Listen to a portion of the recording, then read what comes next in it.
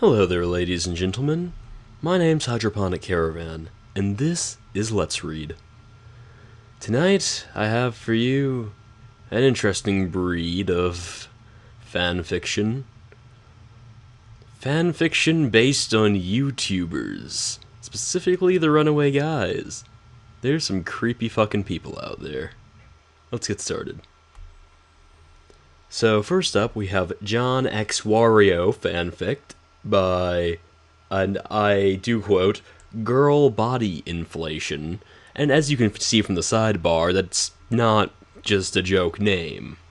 It's a serious thing this person does. So, let's get started. The Runaway Guys, a group of gamers who, well, play games. Sometimes you wonder, do they know love? Like love someone? Well, let's go into the story. John's house. After recording some of Mario Party 2, the guys sit down talking about, well, games. John sighs as Chugga and Tim ask is something going on. Nothing, guys. I seem to get out on my own. John walks down the street, feeling rather lonely. Man, what is this feeling I got? It's about Wario. Going to the front of a store and purchasing a soda? Suddenly, the quote never really ends. As he drinks the caffeinated beverage, he walks down more. I feel lonely. I don't think I can keep up this LPing thing. He gone back as the others were sleeping. John even went back out to think in an alley. I want to know what love is, man. Suddenly a stubby shadow comes in. A really stubby shadow, actually. Walking in and placing his hand on John's shoulder. I feel like I've known you before.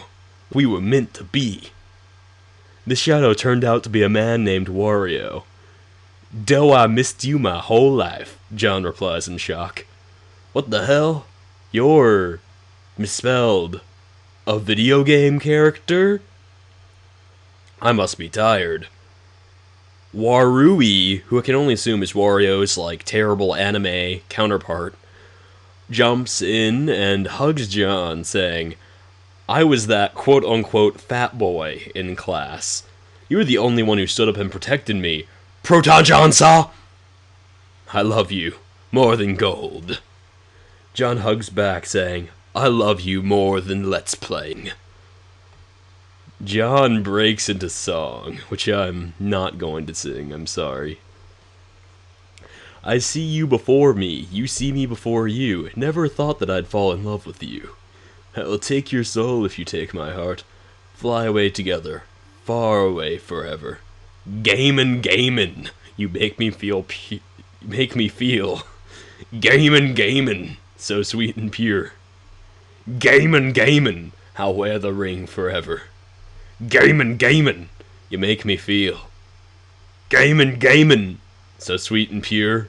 Gamin', I'll wear the ring. So take me to heaven or hell, I don't care where. I'll go to the park, wait for you to come. I believe in you. Only one is you. I'll be your LPer, and you will be one of my LPs. That are owning something. I'm not sure what they're possessing. Or their contraction. Either way, that's silly. Doesn't matter what they say to us. Gamin', you make me feel. Gamin', so sweet and pure. Gamin', I'll wear the ring forever. Gamin', you make me feel. Gamin', so sweet and pure. Gamin', I'll wear the ring. So take me to heaven or hell, I don't care where. I see you before me, you see me before you. Never thought that I'd fall in love with you. Gamin' Proton Johnsaw! John's house, the next day.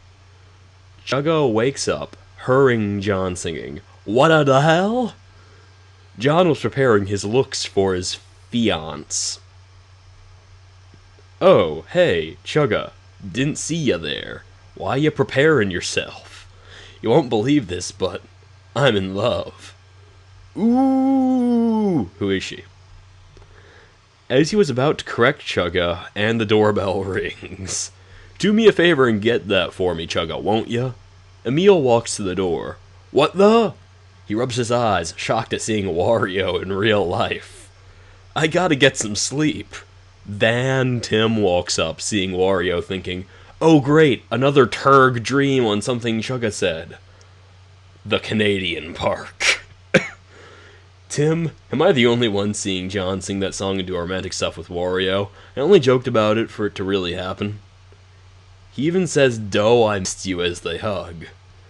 Months later, in their Brawl LP.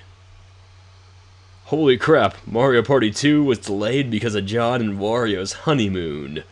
Tim does his green rupee scream. I'm not going to imitate said scream. John and Wario lived a happy life together, happily. At least when Chugga and Tim weren't cock-blocking. They either broke up or stayed together forever, your choice. That's right, kids, this is interactive fanfiction. This is choose-your-own-adventure fanfiction. This is the future of the internet right here, man. If they do break up, the reason Wario saw the beginning of Mario Party 1 on how crappy he was treated in there.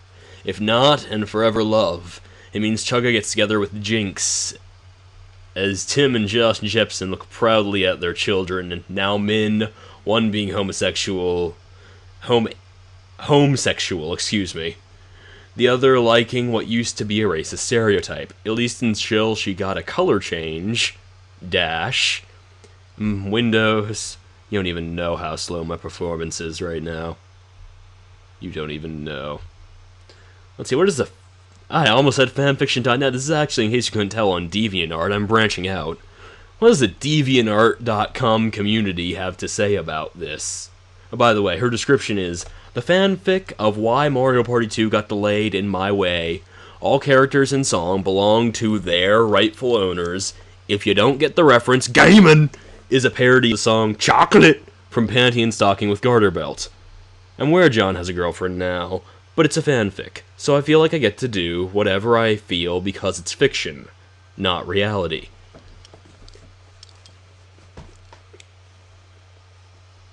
I like how he/she/it says that as if John hasn't had a girlfriend for the entire time he's been interneting. And I feel like a complete cunt for knowing that, but I know way too much about him for my own good. Anyways, BW Burke 94 says, I support Josh/Tim. You terrible son of a bitch. Girl Body Inflation responds with, I still wish they would read this. I'd love to hear John reference his reactions in one of their collabs. One day, people will learn the difference between different forms of there, and there. Until then, we'll move on to the next part. By next part, I mean a completely different fanfiction. This is Bloom, Part 1, John X. Emile, by Kitty-Lime-Lime.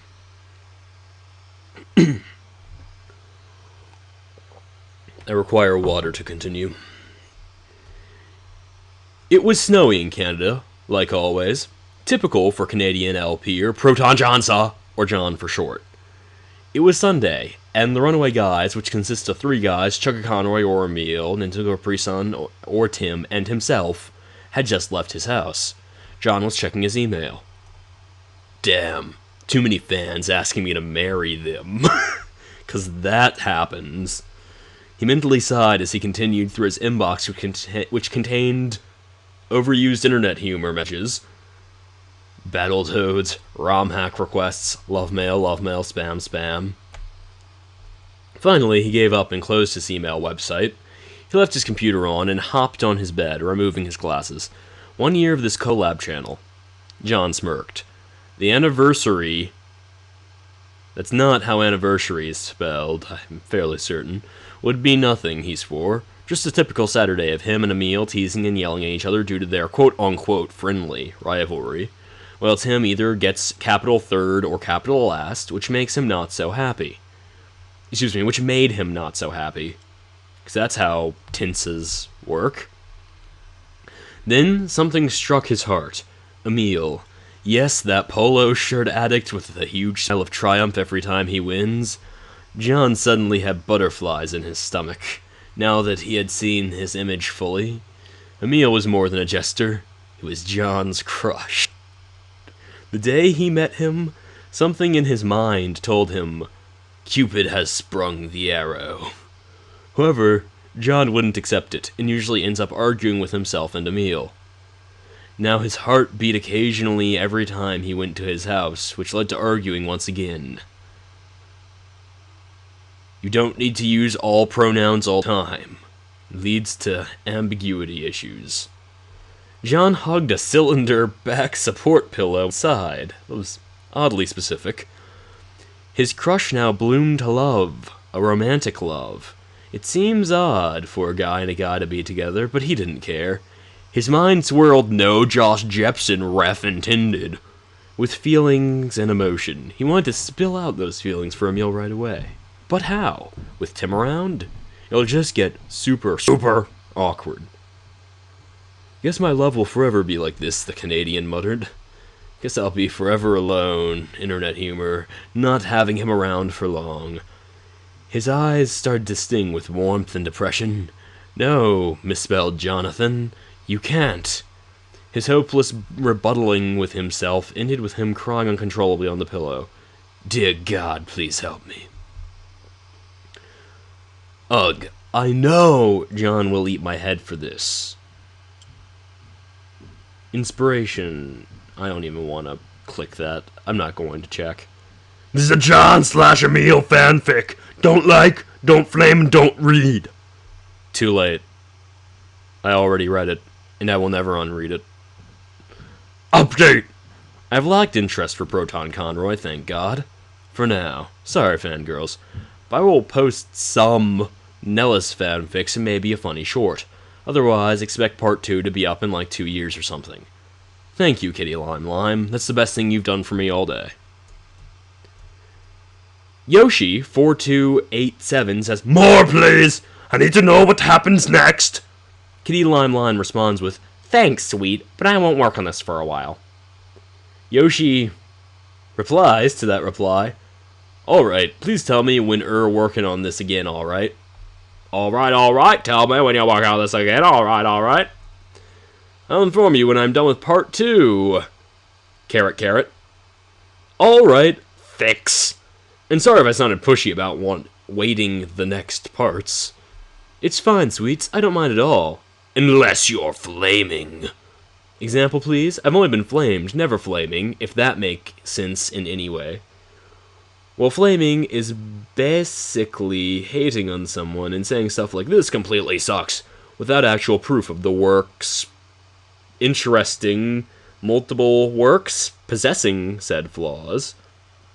I didn't realize there were multiple works here. I intend to not find more than this one. Jess1001 says, More! Right meow! Strange, bizarre emoticon action there that I don't think quite translated properly. JK, but I need more! Piper the Hedgehog responds with, Oh man, this is awesome. I love it. With a properly executed smiley face this time, as opposed to one followed by a random D.